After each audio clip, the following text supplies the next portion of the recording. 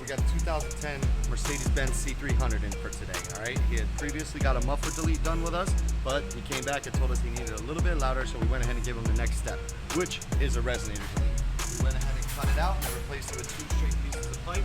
The customer did not want to X-Pipe because he wanted to go with a little bit more raspier tone instead of that clean X-Pipe tone. So let's bring it down and fire it up.